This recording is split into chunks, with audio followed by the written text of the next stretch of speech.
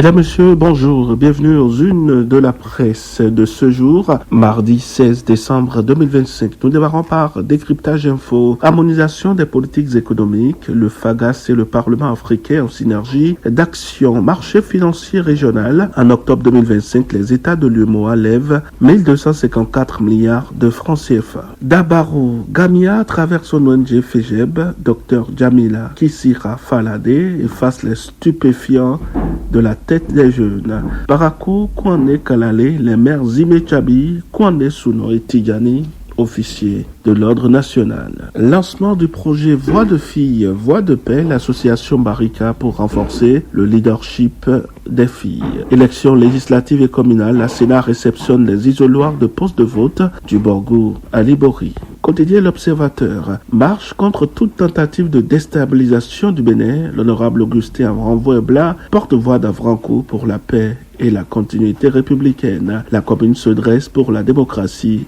et la stabilité nationale. Après son audition, Chabi Yahi libéré et placé sous convocation. Matin libre, enquête sur le coup d'état déjoué. Chabi Yahi libéré après son audition. Son avocat révèle les éléments du dossier. Maintenance de la plateforme EducMaster, une contribution de 50 francs par élève demandée. Tribune du professeur Auguste Videgla, le Bénin puise sa force dans la sagesse de son peuple.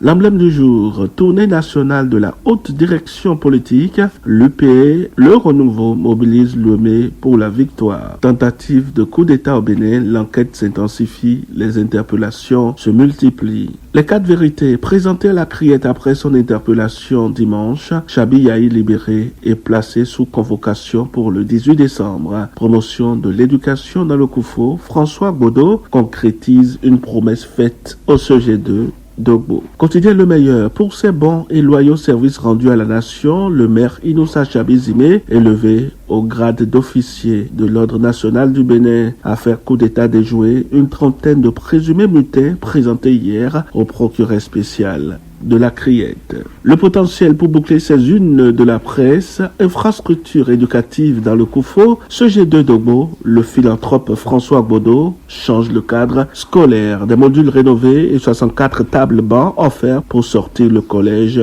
de la précarité. Affaire de putsch manqué, une vingtaine de militaires, dont plusieurs capitaines inculpés. Mesdames, Messieurs, ce sera donc tout pour les unes de la presse de ce mardi 16 décembre 2025. Merci pour votre attention. Excellente journée en notre compagnie.